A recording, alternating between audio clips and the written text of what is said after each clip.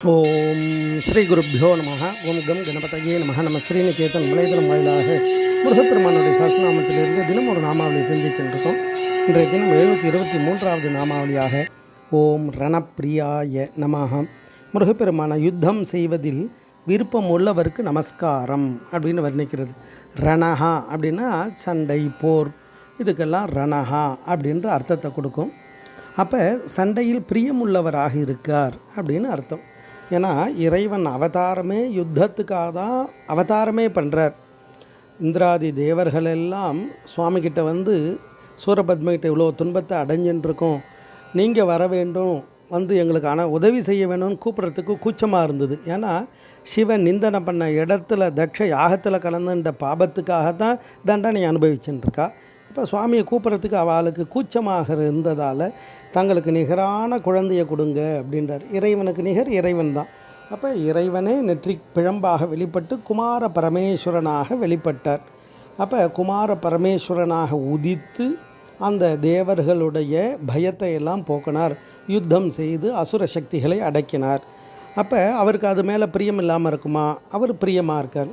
இப்போ நம்ம யுத்தம் ரணஹா அப்படின்னாலே இதை நம்ம நினைக்கக்கூடிய ஏதோ ஒரு சண்டைகள் இதுதான் ஞாபகம் வரும். ஆனால் ஒவ்வொரு உயிரும் விடுதலை அடைவதற்கு, ஆத்ம ஞானம் பெறுவதற்கு தடையாக இருக்கக்கூடிய அசுர சக்திகள் ஒவ்வொரு உயிருக்குள்ளேயுமே இருக்குது.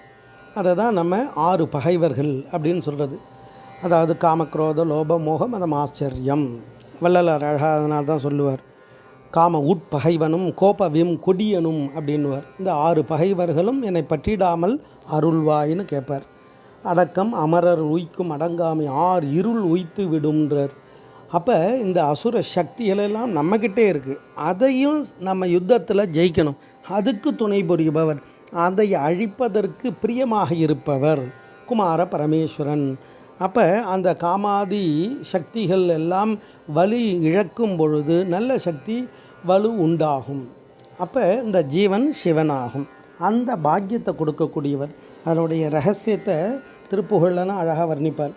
சுருதி புராணங்கள் ஆகமம் பகர் சர்யை கிரியா அண்டர் பூசை வந்தனை துதியோடு நாடும் தியானம் ஒன்றையும் முயலாதே சுமடமதாய் வம்பு மால் கொழுந்திய திமிரரோடே பந்தமாய் வருந்திய துரிசு அற ஆனந்த வீடு கண்டிட அருள்வாயே அப்படின்வர்.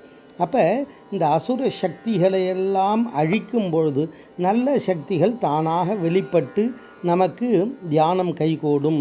அந்த தியானத்தின் மூலமாக பேரானந்த வீடு பேறு கிடைக்கும். இதெல்லாம் இந்த வாக்கியத்தினுடைய ரகசியம். அப்படி இறைவன் எப்படி எதற்கு ஆர்வமாக இருக்கார்னா யுத்தம் செய்கிறதுல விருப்பமாக இருக்கார்.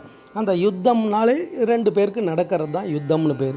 அப்போ நன்மை தீமை, நல்லது கெட்டது, நற்குணம் தீய குணம். அப்போ அந்த தீய குணங்களை அழிக்கும்போது நற்குணம் தானாக மேலோங்கும்.